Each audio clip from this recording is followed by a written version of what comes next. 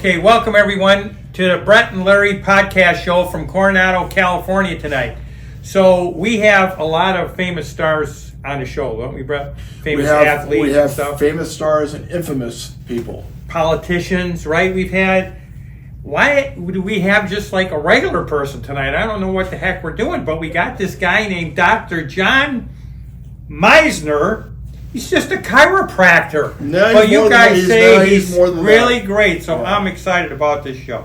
I'm excited. Thank you so much, guys, for having me here. I really appreciate the opportunity, and it's great to be able to kind of voice to the community, kind of hopefully what I do for you guys, but also kind of interested in seeing what you guys have done with just this whole podcast situation. This is really exciting. Well, we know what we've done. We want to know what you've done. Now, why are you here? So, Because they say you're like a famous guy. People want to fly to see you and everything. Tell us about true? what you're doing. I mean, apparently so. According to some of the reports that I've had, yeah, it sounds like people are pretty excited about what I'm doing. So, again, where I'm from, I'm originally from Coronado. So I was born and raised kind of in SoCal, and grandparents have lived here for about 40 years plus, retired military.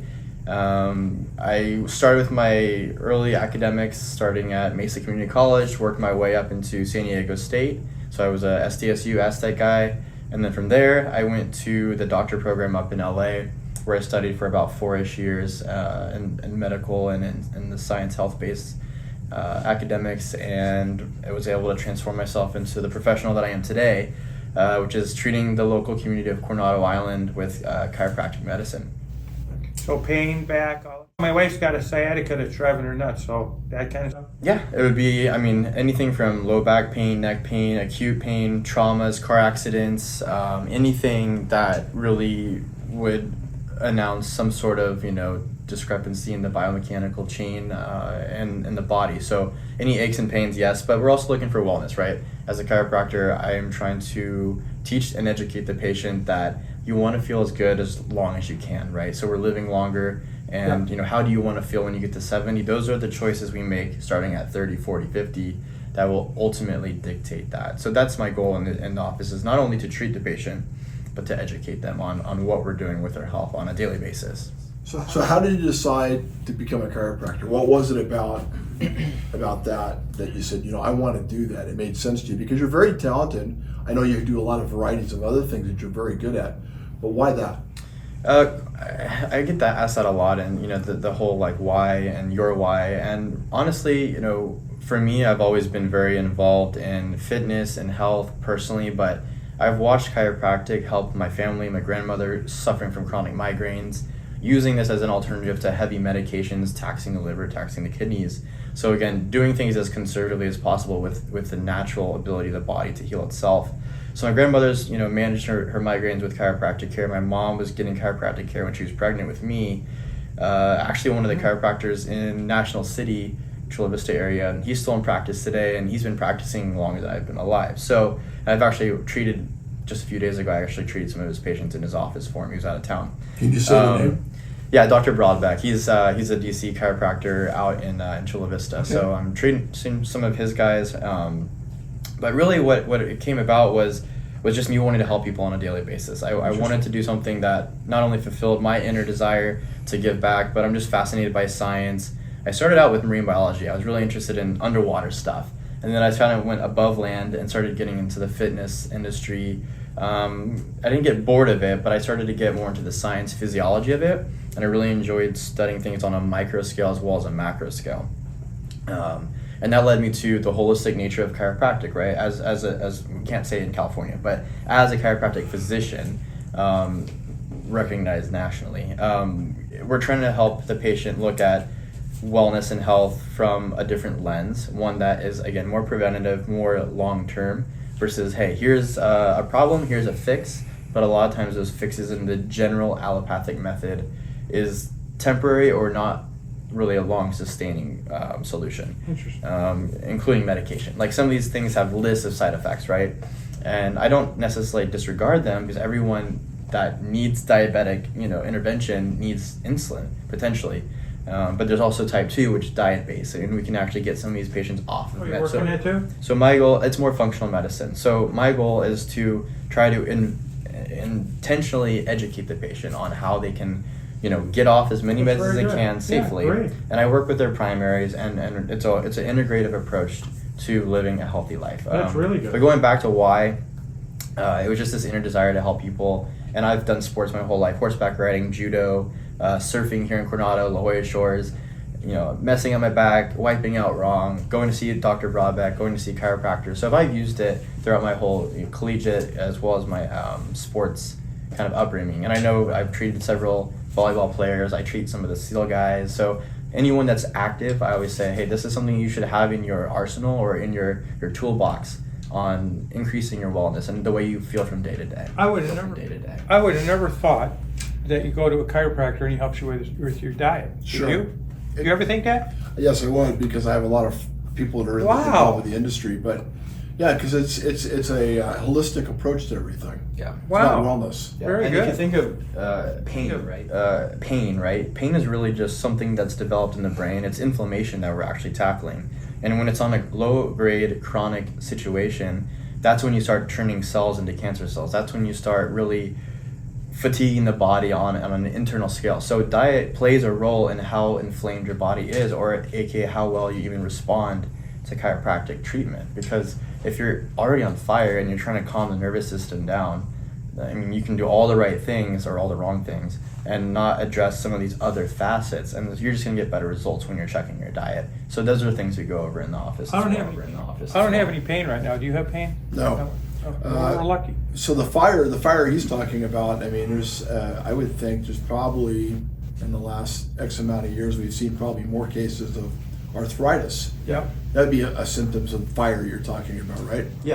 So arthritis could be systemic. It can be osteoarthritis, which is basically the normal wear and tear. But at what grade and how quickly does that advance? It's going to happen in everybody. It's supposed to. That's normal wear and tear. But if you've had injuries, you can increase that in some segments of the spine. We see that in something called DDD, which is you do X-rays at your place too? I don't. We can shoot X-rays. I just choose not to. I'd rather outsource that. Right. I don't want to mess with the whole X-ray thing, setting up the patient for the images, and I rarely will prescribe or request X-ray unless there's an acute trauma. Typically, some chiropractors practice a little bit different, or they want to see the curvatures of the spine, and it makes sense. I clinically will look at a patient, because I don't treat the image, I treat the patient. If you're asymptomatic but you have a disc bulge, it doesn't mean that yes, structurally you have a deficit right now. You want to tackle that. So again, just because you're not in pain doesn't mean that we shouldn't be correcting some of these deficits. Sure. And we look at motion palpation. We're looking at way, yes or no, right. And do you have full range of movement, right. Yes or no? Because all that kind of stuff. yeah, like because that. even you right now, you're turning partly with your shoulders. You're not doing just a full rotation in your neck. So it's these little cheats that we do, these micro compensations that add up over time. Are you seeing more? How long have you been doing this now? I've been practicing probably closer to 4-ish years now, I would say, out of school. Yeah. So are you seeing more of a certain case of individual coming to see you than you were when you first started, or is it pretty much the same? As far as demographic goes, I think social media has been really big on getting the word out. It's much more approachable now. I think before, even with just regular MDs and doctors and physicians, people were not taught to ask questions. If you questioned a doctor, it was almost disrespectful. But I think now doctors, and doctor means teacher, that's the definition of doctor. I think that the patient is placing more demand on the doctor to explain themselves, and they want answers. And if they don't get the right answers, they're going to the internet, which I don't recommend. But we have so much more information now to make educated opinions that I think that people are more open to searching. So in short, to answer your question, I see everybody between 6-year-olds, 4-year-olds, pediatric, all the way to geriatric. So it's going to be people in their 70s, 80s, Medicare patients. But really, it's just take Medicare. Is that? I do. Yeah, really? I'm fully That's a good point to know, right? and with Medicare right now. Yeah. So somebody can come in and just give you your Medicare and they don't really pay a deductible. Yeah, it's just a low deductible, low copay. Huh? Oh, well, deductible. There is a deductible, but usually that's been met depending on what they're already seeing. But the copays are pretty affordable. Yeah, I think it's as low as So let me tell you a story. So this is back in Palm Springs, like 30 years ago. There was a friend of mine flew all the way from Florida to Palm Springs to see this chiropractor. And he said the guy was like magic. So I never had any problems at that time, but then a few years later I started getting some problems, so I went to the guy. Well, he's a kinesiologist. Kinesiologist. You're yeah. not that, are you? I have a bachelor's in kinesiology. Oh, you yes. do? Yeah. So, I actually but got here's that what he from did. St. Now, Louis. here's what he did. So I lay down, and he has put your thumb on the roof of your mouth, put your arm over here, put your finger on your head and different stuff. And he kept writing things down for 15 minutes. And then he knew everything going on in my body. The guy was like a witch doctor. He was unbelievable. Maybe you know him. His name is Alexander Edis. And he's famous. He's taught like half the people in Southern California. Okay. I personally haven't come across So this tell me name, about but- this kinesiology thing, because I don't, it's unbelievable. So kinesiology, I mean, when you break down the terminology, it really is just the study of the movement of the body. It really is what that is. So it's like biomechanics or physics, but pertaining to limbs of human anatomy, not just bridges and levers. So we're talking about, inertia and how, and that's why I love judo and martial arts, because you learn to use your opponent's gravitational and strength and weight against themselves in order to create some sort of effect or some sort of performance.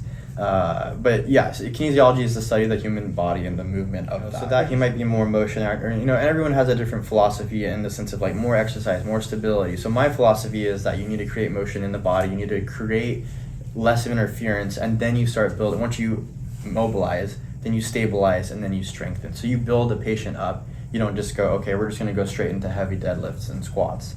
And that's, again, more biomechanical, but there's also the wellness side of things with the nervous system, where if the nervous system is calm and relaxed and you're getting it into a less fight or flight state, you're naturally going to just optimize your body in every way. He seemed to know my nervous system, though. Yeah. He seemed to know Yeah. that, too. Yeah, and that technique you're referring to seems like a little bit of muscle testing, a little bit of like internal energy movement with getting the nervous system to tap out by pushing and emphasizing on other parts. Crazy. And kind of almost, and it's kind of a head game, no pun intended. Yeah, right. Because the nervous system and the brain, they all play a role in literally every vital function of the body. When you're sleeping, you're not dying because your body is telling yourself to breathe even though you're unconscious. Well, he helped me immensely. I love to get my neck cracked, by the way.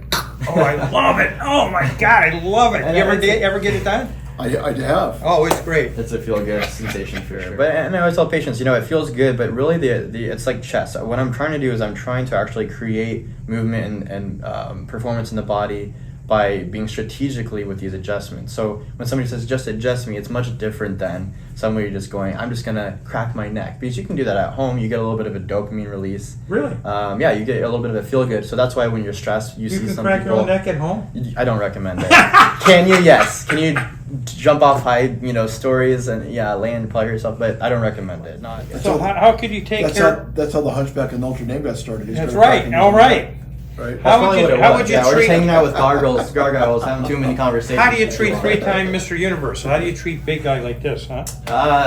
You'd be surprised. I've treated people 300-400 pounds probably. Really? Yeah. You just have to move the table around a bit, and I've seen him. He's very strong. As you can tell, he's capable in a lot of ways. Yeah, and a lot of times you use, again, inertia, you use the own body's self against the joint. So a lot of times a heavy guy will roll into that adjustment, fall into that place. And if you line the patient up with proper technique, you don't need a lot of force. Yeah, you should. It's a very safe, very comfortable procedure. It's a technique. It's not supposed to be violent. No, nothing should be violent. No. It shouldn't be violent. What was the question? You have a question? Do we have somebody in the audience that has a question? No. You sure? I have another question. So who's the most famous chiropractor in the United? Like there's always a famous somebody of real estate, famous doctor, famous this. So who's the most famous chiropractor that's You ever go-to person? made a name for himself in the United States? Who would that be? I haven't really studied that too much. Like I guess I've just been so immersed into the science and just the profession as a whole. I haven't Well, you really, could be that famous person like I Jack haven't, LaLanne. I guess I respect the whole profession as like a body of chiropractic, right? Yeah. I guess anyone that treats a patient with reverence and respect and really has the betterment of the patient in mind, it's like then you're a good chiropractor. So as far as like celebrity chiropractors go, Yeah, celebrity chiropractor. Instagram guys, like Guys I on the know talk there's shows like, and all that. Nobody's there's a couple. Well, surfaced yet. again, and that's the business side of things. So Yeah. you start to study competition in San Diego, for example. There's one guy, I'll give him a shout out, Dr. Bo, in San Diego. I've had even several patients come from him and say, "Oh yeah, I saw Dr. Bo." So he's done a great job of marketing himself on social media, specifically Instagram, even some YouTube. He really thinks outside the box, but that doesn't necessarily pertain to the treatment. So going back to that, yes, there's the profession, and then there's the marketing, the being the business owner, and that's something I've had to come to terms with learning, because they don't teach you that. Well, you're in really med good at school. that part of it too, though. I'm working on it. Yeah, that's been a self-taught education. So it's taken some time, and doing things like this, it's just exposure. And anyone tells you it takes time. It takes patience to have. So there hasn't been any singing chiropractors or comedian chiropractors or anything like that? Not yet. So there hasn't been any singing chiropractors or comedian chiropractors or anything like that? Not yet, but if you want to make me the first right here, man, I mean, cover your ears, otherwise I'll have to treat you afterwards for ear pain. But I don't know Imagine about getting some that. bad jokes when you're trying to relax. Oh, I give a lot of bad jokes. I actually made that joke earlier before I came here today with one of my patients. I was telling her about some concert that a friend was going to, and then I said, you know that one song, and then I was kind of like humming it a little bit, but this is when I'm on her neck, of course, and I was like, trying to cover her ears so she didn't have to listen to it, because I don't want to have to charge her for more adjustments than she needs, So the guy in our day that I used to was known was a guy named Franco Colombo. Okay. Oh, yeah. Well, he's a bodybuilder, though. Yeah, but he was also a I very. feel like I've heard. He was a chiropractor? He was my mom's chiropractor. Really? Yeah, he worked on my mom, and he was a good friend of ours. He was a really well-known chiropractor to a lot of celebrities in the old days. Okay. He passed away a couple years ago. Kind of an OG guy. I feel like I did hear. I've heard of a Franco in the industry, but He yeah, he was amazing. A bodybuilder, too, right? With Schwarzenegger? Yeah, they were buddies. Yeah, okay. That was his best friend. But, okay. but Franco was a two-time Mr. Olympia. Someone just mentioned that recently. Probably one of the strongest bodybuilders. I mean, he still holds powerlifting records, but just an amazing individual. Knew everything about everything that he's talking about. That's interesting. Well, he had probably experienced a lot of these injuries himself, and unfortunately, I feel like when you can kind of go through it, you can kind of put yourself in that patient's shoes to an extent, and say, wow, I know what you're going through because I've had similar symptoms. So, and again, that's why I always talk about not limiting your body based on the mind too, because the mind-body connection, yes, it's there, but the body's amazing when you let it kind of do its natural thing and you don't put it in a mental box, and you see that with doctors and patients today where, you'll never walk again, and that person's like, yes, I will. Sure. And they do. Maybe they're not running, but, they're at least out of the wheelchair. And so we see little mini miracles all the time in science and in medicine. Dr. Colombo was one of those people, by the way. They told him he would never walk again. Yeah. Okay, good case in point. Yeah, exactly. I got to tell you though, he really, I've watched him operate, how he works. He worked on my daughter, Madison. He worked on my brother-in-law, and he's like, it's almost like you're in a class when he's working on you. He's educating you about what he's doing as well. Yeah, that's very good. Yeah. Very good. So getting back to sciatica, so how many treatments would she have to take? What is she going to do? There's no neck thing on that, is it? It's down here, right? Yeah, it's all connected. She's still golfing, but she's taking Advil for weeks and she can't kick it. I would still address the neck too, because if you think of, you have to look at her posture, because if her head's coming forward, you're naturally putting tension in your low back. I see. But, and again, we could shoot imaging, but I would even start there. But how old is she, if you don't mind me asking? Like 70. Okay, yeah. So there's probably some wear and tear in there, and I would address that and say, realistically, you're not going to feel 20 again. I can't promise you 20, but let's get you down from, if you're at a 7 out of 10 pain, let's get you down to a 4. Let's get it manageable. Let's keep you playing golf. Let's get you back to play, right? Yeah, right. Could sciatica also be affected by the foot at all? So sciatica is usually it's an umbrella term used to address the sensation of pain going down the leg, but the diagnosis can be different and vary. Piriformis syndrome can cause sciatica symptoms. Sciatica is the symptom; it's the feeling. The obstruction or the pathology can be a disc, it could be muscular, it could be tendinous, it could be a little combination of both. It could be nerve root related, so it may be coming off. And that's when we get into radiculopathy, which is addressing, okay, where's the numbness signaling going? Is it going all the way down the leg, back of the leg, laterally, aka to the side, outside of the leg? What's the intensity? Are you experiencing weakness along with this, which would be like a myotomal defect or deficit? And then is it left side, right side, both sides? Yeah. And then so you want to clear some of the red flags. Okay. Is this a bigger Well, problem? never- Once you establish that baseline, then my goal is to centralize or get that sciatic to start climbing back towards the local low back. But in turn, is it a foot problem? Is it a low back problem? It could be completely separate. So that's part of the diagnosis, right? It's trying to evaluate, okay, did you sprain your ankle? Is there anything else? Was there a slip and fall? Was there something that might elicit maybe me looking at both? Or is this a top problem, spine problem? that's radiating or referring, giving you kind of a phantom sense or a situation where, why aren't you being? It's in the foot. Okay, I hear you, but I know it's coming from the low back. I had sciatica last time I had it. I can tell you. You had it, huh? I did. I had it the last time I had it. There was a Filipino doctor who worked on me. He was called a Hilot. Really? And it was. I mean, it was How many times did it take? one. Wow. But he did something very unusual. He didn't go to the back. He went to my foot. Interesting. And he Maybe put like reflexology his or thumb something. right in the area of the arch of my foot, and all of a sudden I had this shooting pain from my foot go up the side of my leg, Wow. right up to where the sciatica was, and he held that for like 2 or 3 minutes. I've already hit him. It was so painful. And then it went away and it never came back. That's so Wow. interesting. Yeah, and I think that's so Wow. interesting. Yeah, and I think reflexology would probably be in line with that.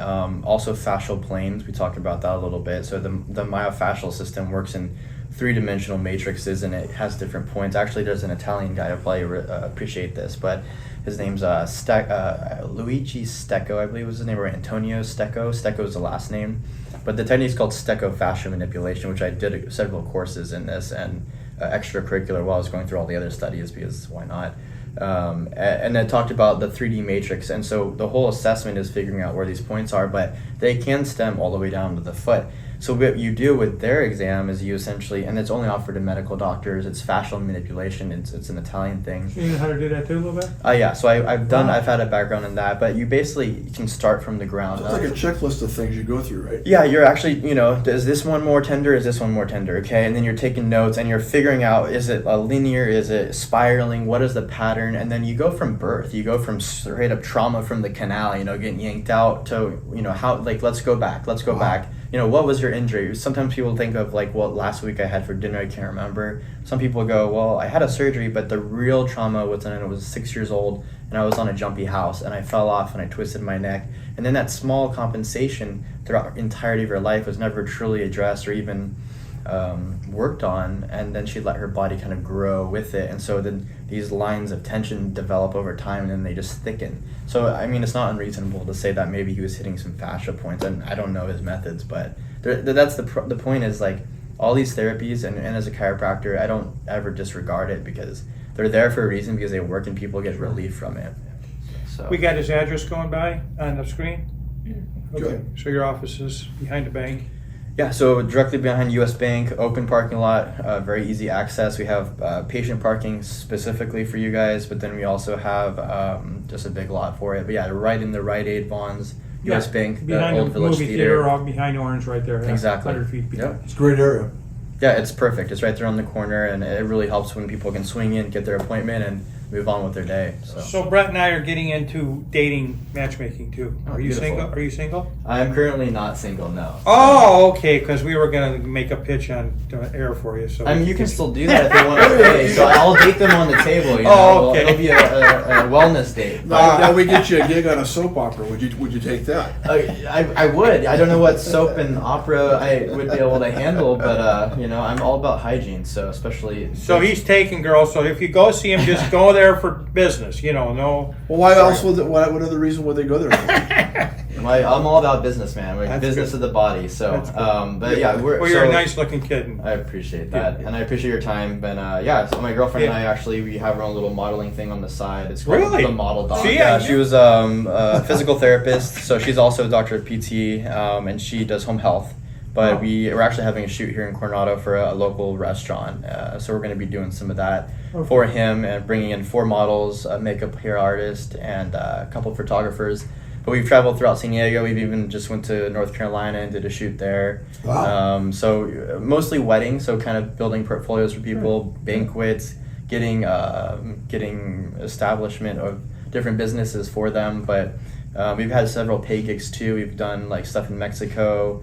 We've had sponsored stuff. We've been invited to restaurants to kind of present food and do different stuff as like kind of a date night, couple night thing. So Nice. kind of influencer, but a little bit more of a step up. So Nice. kind of fun. So if you got pain problems, if you got diet problems, if you got diabetes, this is the man you want to see.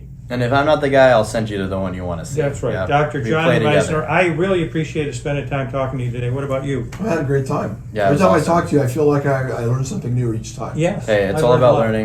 learning. We as individuals are always, students for life, in my opinion. So if you're not learning, in a way, you're dying. So we always need to be pushing ourselves to another level, and that's the fun of the game, right? That's right. It's otherwise it gets kind of dull and repetitive. We'll do some closing wisdom for our listeners, and let's sign off. If you're starting to feel pain anywhere in your body, don't wait to where you can't move. Get it fixed and then taken care of before it gets worse. That's good. Very good. Love it. Okay, everyone, we will see you soon on the Brett and Larry podcast show. We had fun tonight. I was wondering who the heck this guy was, but I had a really, really good time. I enjoyed myself. Thank you so much, guys, for hosting me and allowing me to be on your show. Yeah, And, of course. I'm so excited Very nice to see guy. where We this enjoyed this it. goes. Thanks. Thank you very absolutely. Yeah, thank you. Everybody take care.